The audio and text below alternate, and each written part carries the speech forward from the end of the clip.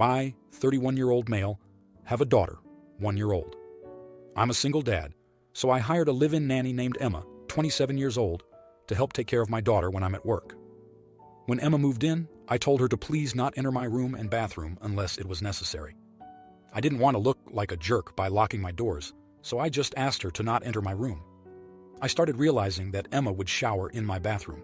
I would come home and find the floor of the shower wet and some items out of place. I'm a neat guy, so I know I didn't leave my sink like that, and water from my morning shower usually dries by the time I get home. About 2 months ago, I came home, and there was blood and a tampon in my toilet. I knew that Emma had been using my bathroom, but it didn't hit me until then. I left my room and asked her if her bathroom works okay, if the shower is fine and all. She said, "Yeah, it's fine." I asked why she had been using mine then. She looked at me without answering for a few seconds, then said, "Sorry, I won't do it again." I accepted that and told her to let me know if there's something she wants changed or fixed in her bathroom, and we'll get to it. 2 days later, there was blood and a tampon in my toilet again, and the shower floor was wet, again. At this point, I got very agitated. She had gone to bed by the time I noticed, so I asked her about it the next morning before I left for work. I asked her why she had used my bathroom again if there's nothing wrong with her bathroom. She said the same thing she said before. "Sorry, I won't do it again." I told her frankly, if she enters my room or bathroom without a good reason again, I'm not going to be willing to have her in my home anymore, and we can cancel the contract. Things were fine for a while after that. I thought of just locking my door, but I wanted to see if she'd actually keep her word and not enter my room or bathroom again. She didn't, from what I could tell, so it was fine. On Saturday, I took my daughter to the park, and the plan was to run my errands after that, but my daughter got really fussy, so we just came back home. When we walked through the door, I heard a door shut upstairs, footsteps, then another door opening and closing. I thought maybe she had gone to my daughter's room for something, but when I entered my room, there was an empty coffee mug on my bedside table. It wasn't mine. Nothing else was out of place or weird, but that was evidence enough that she had been in my room again. I asked her why she had been in my room this time. She didn't say anything and just stared at me. I said I've had enough of her not following a very simple rule, and I don't want to be uncomfortable in my own home because of her. I said we will cancel the contract, and I will pay her the fee for that. She didn't argue with me or defend herself. I told my 2 friends what happened because I asked them to help me find a new nanny. They laughed and asked if I'm seriously firing her over something like that. They said she didn't steal anything or do anything terrible, so it's stupid for me to have fired her. I thought I was totally justified, but they've made me rethink it a bit now. Am I the idiot? Comment 1. Not the idiot. This isn't, "Oh, the nanny let the kid watch TV for 4 hours instead of 2 inches," or, "Oh, the nanny gave the kid a piece of chocolate when the kid isn't allowed any candy" kind of rule break. You set a part of the house as off limits for privacy reasons, and she invaded your privacy multiple times. This is a straight-up breach of trust and privacy on her part, and super weird, to be honest. Anytime I've watched a kid, I avoid the parents' room like it has cooties, unless I'm forced to chase a little monster in there for a game, or because children are awful. There's no reason she should be using your personal shower or be in your bed. Comment 2. Not the idiot at all. When somebody you entrust with a young child refuses to obey house rules and repeatedly and intentionally crosses boundaries about something as simple as bathroom use, you have to wonder what else they are doing that is in defiance of norms and rules. The simple fact of the matter is that you cannot and should not trust somebody who has proven to be untrustworthy with the care of your child. This was not just one simple mistake, but repeated intentional boundary smashing. So, yeah, she's gotta go. Your friends are really weird for not getting that. I take it they don't have young kids. Comment 3. I don't know where you live, but it might be a good idea to phrase this differently to avoid giving people the impression that you fired her on questionable grounds. It's this simple. You don't trust the nanny because she has demonstrated that she doesn't stick to her promises. You can't allow someone you don't trust to look after your child. Not the idiot. Now, for the next story. My 37-year-old female partner and I, 35-year-old male, are at an impasse. I work a full-time job in a physically demanding environment, and my partner has been unemployed for about 2 years now. Lately, he's been waking up very late in the day and going to bed around 4 a.m. after playing video games from around 12. Because I've been working night shifts this month, I haven't been able to run certain errands during the day since I'm asleep. I got upset yesterday when my partner was still asleep when I woke up for work around 6 p.m. We had a major argument, and he claimed that playing video games is his way of decompressing. I asked him what he was decompressing from, and he couldn't give me an answer. I told him that I'm exhausted from work, and it would be nice if he could clean up a bit while I slept, considering we live together and he doesn't currently work. He got defensive and told me that I also live here and should be cleaning up more. I fired back, saying that I'm paying the rent and all the bills to keep a roof over our heads, and the least he could do is empty the overflowing bins that have his energy drink cans.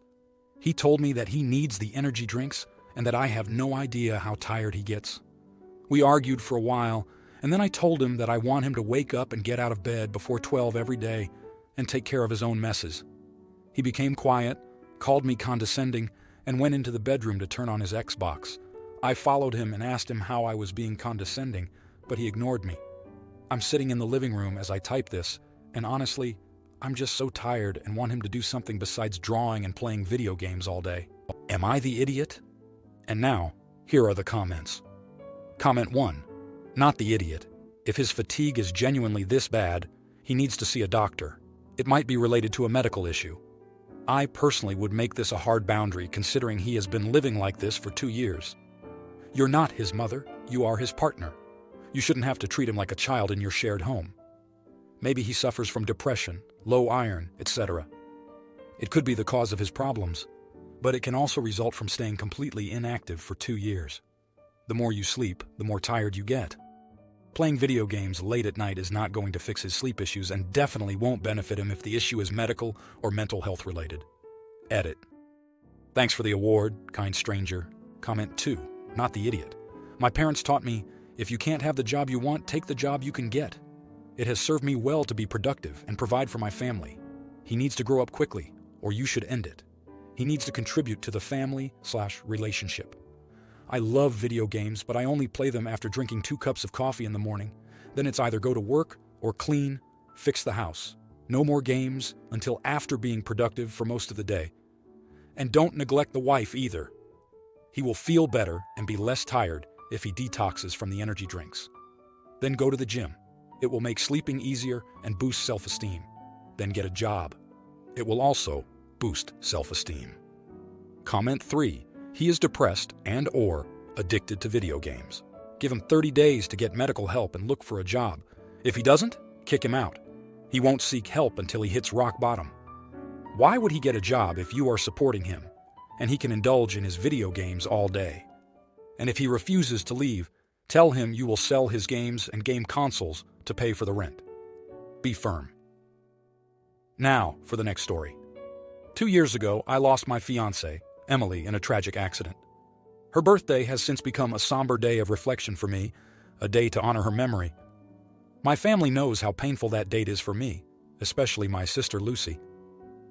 Lucy and I have been close all our lives, but we've had our differences. Recently, she announced her wedding date, and to my shock, it was on Emily's birthday. When I confronted her, she claimed it was the only available date. But something in her tone made me doubt her sincerity. I tried to talk to her, explain how painful it would be for me, but she dismissed my feelings, saying I should move on and that her wedding was more important than my lingering grief. Her words cut deep, and our relationship started to fracture. Our parents sided with Lucy, arguing that I was being selfish and that family should come first. I felt trapped, angry, and betrayed. After many sleepless nights, I decided not to attend the wedding. Instead, I spent the day at Emily's graveside, feeling a mixture of relief and guilt. The fallout has been immense. My family is furious, branding me as selfish and immature. Friends are divided, and I'm left questioning my decision. I love my sister, but I feel she crossed a line, disregarding my feelings and our shared history. I'm at a loss, feeling like I've torn my family apart. Am I the idiot for choosing my late fiancé's memory over my sister's wedding? Or did I overreact? Now, here are the comments. Comment 1. Not the idiot. Your sister had the right to pick any day she wanted for her wedding, just as you had the right not to attend because she picked a day that is hard for you. I almost wonder if she thought she was going to be helping by giving you a new good memory for that day instead. If that was her intention, it backfired spectacularly. You will always associate her wedding day with your fiancé's birthday. I'm sure at some point your sister will have regrets about this choice too, because her anniversary will always remind her that you missed her wedding. Comment 2. Not the idiot. Your feelings are valid, and it's understandable that Emily's birthday would be a painful day for you. While planning a wedding can be complex, it's disappointing that your sister didn't seem to consider your feelings. You made a tough decision, and it's clear you didn't do so lightly. It might be worth talking to your family to try to mend the relationship, but ultimately, you have to do what feels right for you. Comment 3. Not the idiot. If blood family comes first, then your sister should respect that her brother's feelings come before her desire for a particular wedding day. If married family comes first, then your sister should respect that her brother's feelings for his passed-away wife come before her desire for a particular wedding day. Either way, you're not the idiot. Now, for the next story. I'm currently planning on a wedding. My fiancé's family is from Jamaica. She still has family there, so we will be getting married there. It's going to be at an all-inclusive resort that I am excited for and aware not everyone can afford.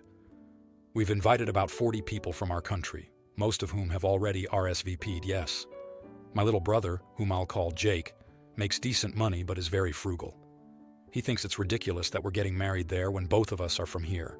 I admit it's about half because of her family and half because it just sounds really fun. I know not everyone will be able to afford it, and I'm totally cool if people can't make the trip or don't want to spend on it. I want a small wedding anyway. Jake told me yesterday that he's not going because he doesn't want to pay for the flight, hotel, and all that. I understood and just said, okay. He then asked, so that's it. You don't care if your only brother won't go. You still won't just have a wedding where you guys are from. And I was just like, yeah, that's fine. I'll send pics. To me, that was that. But now his wife, my sister-in-law, Sil, is on my case about it, saying I should have tried to convince him or helped pay for it. I technically could afford to, but it's just not a huge priority to have as many people there as possible. To answer a common question, my fiancée is from the US, and about 80% of her family lives in the States. One of her grandmas still lives in Jamaica, and she has some other extended family there too. We're not going because it's closer to more family. We just love Jamaica. She loves her heritage, and we try to go a few times a year because we love the place. It's the ideal place to get married for us. Now, here are the comments. Comment 1. Not the idiot. You invited. He doesn't want to spend the money. It's not your obligation to pay for his trip. You're not upset he won't come. You have done nothing wrong. You were very nice in how you handled it. He does not get to pressure you into having a wedding where he wants. It's not his day. And honestly, the wedding will go on with him or without him. Comment 2. Not the idiot. It's your brother's choice to attend your wedding or not. No one is forcing him either way. His wife is a cow for getting on your case about it. I bet she wants to go to your destination wedding and wants you to help them cover the cost. Frick that. Comment 3. Your brother and sister-in-law sound made for each other. She's not only cheap, but feels entitled to your money. If you like this video, you'll probably like these too. Also, while you're here, please consider subscribing. It's your support that keeps this channel alive and allows me to make better and longer videos. Have a great day.